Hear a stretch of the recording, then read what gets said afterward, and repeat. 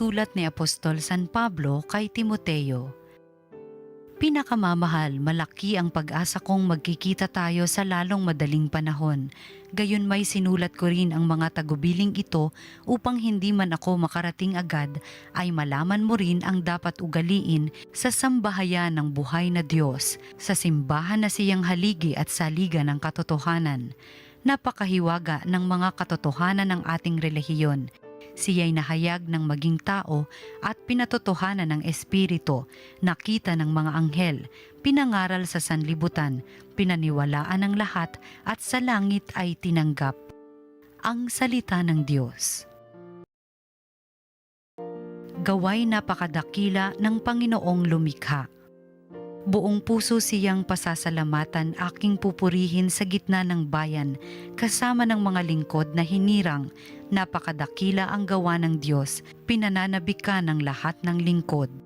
Gaway napakadakila ng Panginoong lumikha. Lahat niyang gaway dakila at wagas, bukod sa matuwid hindi magwawakas, hindi inaalis sa ating gunita na siya'y mabutit mahabaging lubha. Gaway napakadakila ng Panginoong lumikha. Sa may pagkatakot pagkaisagana, pangako ng poon ay hindi nasisira. Ipinadama niya sa mga hinirang ang kapangyarihan niyang tinataglay nang ibigay niya lupa ng dayuhan. Gaway napakadakila ng Panginoong lumikha. Ang mabuting balita ng Panginoon ayon kay San Lucas. Noong panahong iyon, namangha ang ama't ina ng sanggol dahil sa sinabi ni Simeon tungkol sa kanya. Binasbasan sila ni Simeon at sinabi kay Maria, "Tandaan mo, ang batang ito'y nakatalaga sa ikapagpapahamak o ikaliligtas ng marami sa Israel. Isang tanda mula sa Diyos, ngunit hahamakin ng marami, kaya't makahayag ang kanilang iniisip. Dahil diyan, ang puso mo'y para na ring tinarakan ng isang balaraw." Ang mabuting balita ng Panginoon. Pinupuri ka namin, Panginoong Hesukristo.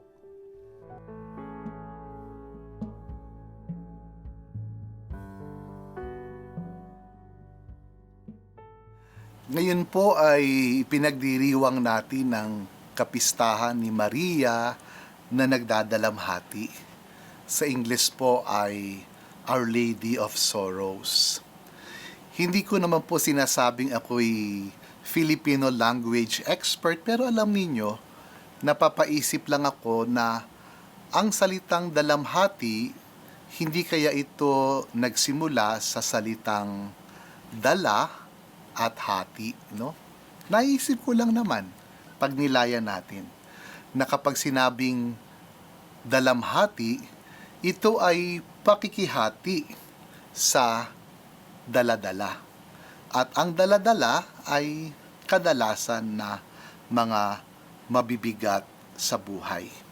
Kaya't ang mahal na birhen na nagdadalamhati ay ang mahal na birhen na nakikiisa sa daladalang bigat ng Panginoong Hesus at daladalang bigat ng kanyang mga alagad at ng sangkatauhan na sa Panginoong Hesus ay sumasampalataya o hinahangad ng Panginoong Hesus na maligtas. Dalawa po ang mungkahing ebanghelyo para sa kapistahan na ito.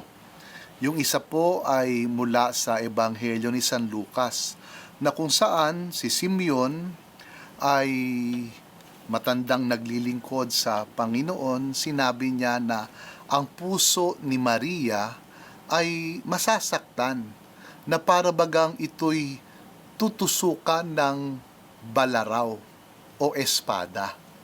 Ito po ang pinagmulan kung bakit yung ating nakikitang Mater Dolorosa, lalo pa kapag mahal na araw, papansinin ninyo, ang puso ni Maria ay tinusukan ng espada, at yung iba, 7 espada pa, sapagkat si Maria raw ay nagtiis ng 7 hapis o 7 sakit. Bakit si Maria ay may pusong tinurukan ng mga balaraw? bakit si Maria ay may pusong nagdadalamhati, nasasaktan, sapagkat siya ay nakihati sa daladalang bigat ng misyon ng ating Panginoong Hesus. At hindi lang ito simpleng bigat, sadyang napakabigat, sapagkat ang misyon ng Panginoong Hesus na maghatid ng kaligtasan sa mga tao ay hindi tutugunan ng tao ng pagkilala, pagpapahalaga at pagpapasalamat. Alam naman natin, kahit pa yung mga tao na kanyang pinaglingkuran ay sumigaw ng ipako siya sa krus. At sa isang ina, ang anak na mahatulan ng kamatayan, dala ng mga maling paratang at ng mga sulsol na mga taong mainggit sa kanilang kalooban, pakikiisa sa hapis, pakikiisa sa sakit na pinagtitiisan ng kanyang anak. Sa ating isang posibleng ebanghelyong basahin sa araw na ito naman po ay mula sa ebanghelyo ni San Juan. Si Maria ay nakikihati sa daladalang bigat sa kalooban ng Panginoong Hesus sapagkat si Hesus ay nakapako sa krus.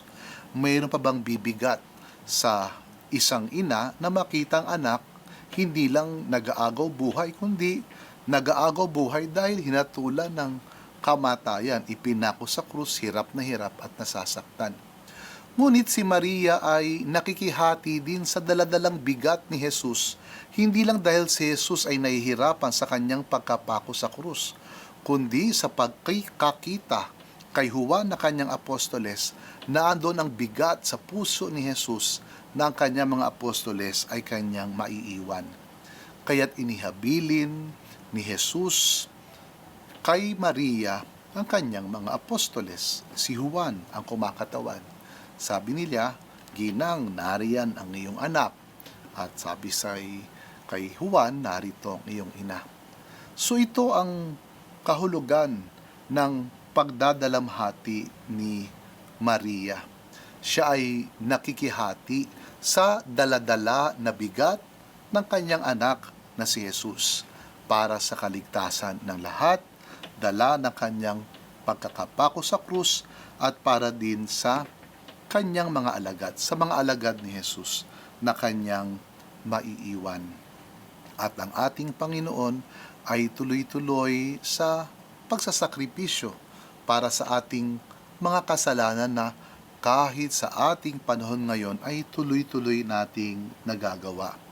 Kaya naman si Maria bilang ating ina ay tuloy-tuloy din ang pagdadalamhati, nakikihati sa daladalang sakripisyo, hapis o bigat ng Panginoong Hesukristo para sa ating kaligtasan. Sa diwang ito, paano po natin tutugunan ang pagiging ina ni Maria sa ating lahat, ina na nagdadalamhati? Totoo po, sa isang banda, ang ating mahal na ina ay nararapat nating parangalan, pahalagahan, igalang, purihin, ipagbunyi, sapagkat dala ng kanyang kahandaan na makipagkaisa sa kalooban ng Diyos, siya ay yumakap sa isang buhay ng pagdadalamhati. Ngunit, hindi mali. Sa totoo lang ay nararapat na ang ating ding tugon sa katotohanan ng ating mahal na inay nagdadalamhati ay ang ating pagpapasya na makihati din sa bigat na daladala ni Maria dahil sa bigat na daladala ng kanyang mga anak na walang iba kundi ang ating mga kapatid at ang ating kapwa-tao.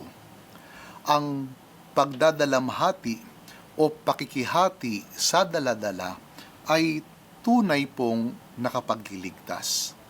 Ngunit hindi ito nakapagliligtas dahil sa bigat na ating dadalhin. Hindi po usapin ito ng pabigatan para matikman ang kaligtasan. Ang dalamhati ay nakapagliligtas dahil ito ay pakikihati sa daladalang bigat ng ating Panginoong Hesus at ng ating kapwa-tao. Si Maria ay nagpasya na makihati sa daladalang bigat.